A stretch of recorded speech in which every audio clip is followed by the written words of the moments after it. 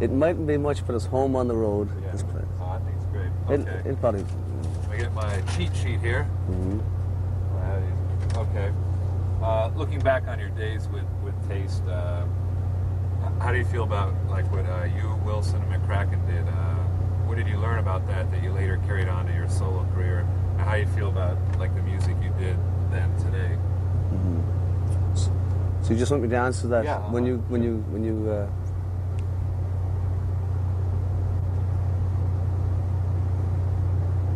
Did you tell me when? Oh, go ahead. I'm sorry. Oh, you're running? Oh, Yeah. sorry. Yeah. Oh, I look back in those days with a certain amount of affection, but I don't like to live in the past either. But when it's your first real step into rock and roll and blues, you know, you obviously remember good memories of touring and being in the studio for the first time. So, I mean, I cut my teeth in that band, but a lot has happened since, and I'm more conscious of what's happening now and the future. Okay. When was it that, and why was it that the three of you guys decided to part company? Yeah. Well, the band was running for about 4 years, 2 years with John and Richard, and we just played 340 days a year. Who knows, a band just fizzles out if it runs out of compatibility or whatever, and it just came to an end, but I think it just happened at the right time. Okay.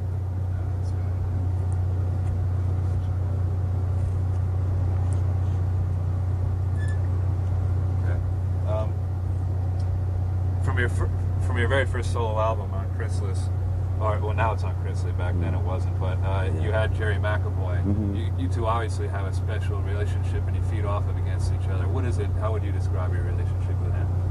Well, first of all, he's from Belfast, and that's sort of my second home in Ireland. I kind of adopted Belfast with the Taste. We got very friendly with the musicians there, and there's a certain mentality in that city that is nice, and it's a kind of a casual but serious way of playing, and you get a little bit of ESP going. And now with Brendan O'Neill, the drummer, he's also from Belfast, so it's a crazy gig. 3 hours or something? Oh yeah, and because Brendan, his foot is patched up, and I fell over a monitor and hurt my foot, so it's real emergency ward 10, you know. Okay. What is it? What would you say it is between you and Jerry? What's the chemistry there? It's just a little bit of ESP, and it probably dates back to my affinity with Belfast musicians and that town.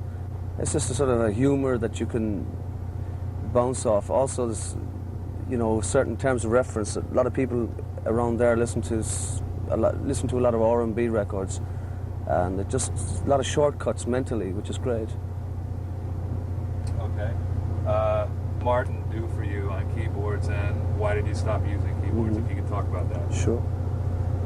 Well, Lou was first time I heard him playing. He was one of the few guys in Europe that, at the time, that could, at one point, sound like Otis Spann, and the next minute he could play like Jerry Lee Lewis. He covered the whole range, and he just came along on an Italian tour, and we just tried him out, and it just sounded good. And bit by bit, it naturally changed the harmonic sound and the chord structures and so on.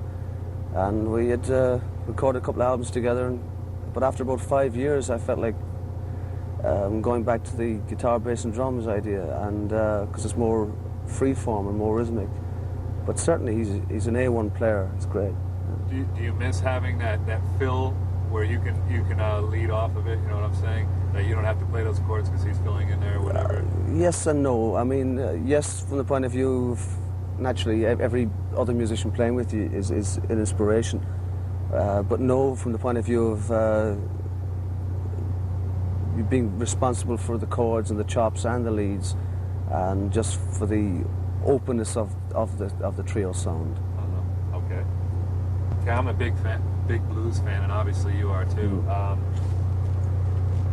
What do you get out of the blues, and who are the guys you like? Do you like Little Walter, Big Bill Brunsey? Yeah. What do you like? Well, what do you get out of the blues? Well, as a child, I liked Leadbelly and Big Bill Brunsey. They're the first blues players I heard.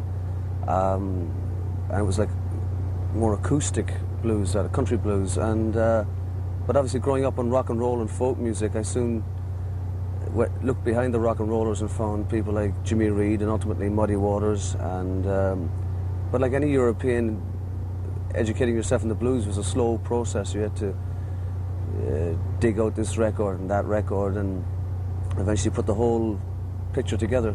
But the people I like would be, I like Junior Wells and Buddy Guy, the late J.B. Hutto. I covered one of his songs, and he's a great slide player.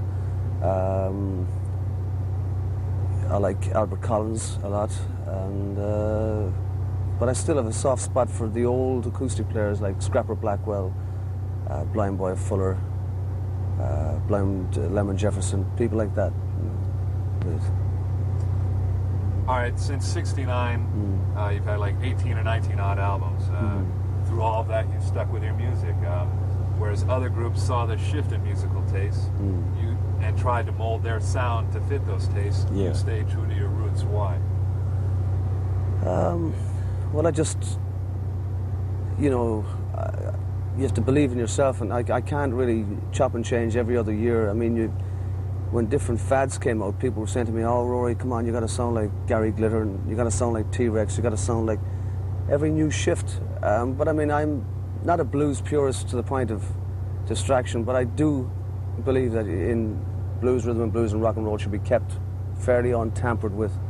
And now the latest fad is R&B is coming back, and this is the joke. So it's just as well that I didn't start going off on these wild goose chases. But I mean, I understand some people are more light-footed about changing styles, and they like to be reggae one minute and then change to new romantics, whatever. But I mean, I just believe in the roots of the music, and I just try and work on that, and I just stuck to it. That's all.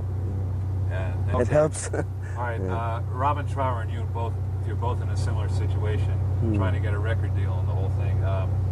Why is it you think that radio doesn't play your songs? I mean, both you guys have tremendous talent, but what do you have to do to get like the record barons to see that and get a deal? What's the problem with them and the radio and the whole business? Well, in the last couple of years, it's become a more cutthroat, and a lot of the A&R people and record companies are getting very, pop record and video conscious and so on. But I mean, I've got my record deal sorted out now after a bit of fussing and fighting. But and I just wouldn't go with any company. Some companies will say, okay, we'll give you a deal, but you've got to work with this producer. You've got to wear that. You've got to sing that, and it's not an ego trip. But I mean, you have to believe in yourself, even if you're slightly wrong. It's better to do your own thing. And but certainly a lot of the so-called artist relationship thing and the ethics of the older companies or the A&R men before this generation were a little more true to their hearts. The newer bunch are just all, some of them anyway, are really more strictly dollar conscious and strictly points and products and words like that. Yeah. Along those lines, where do you see yourself fitting into today's music?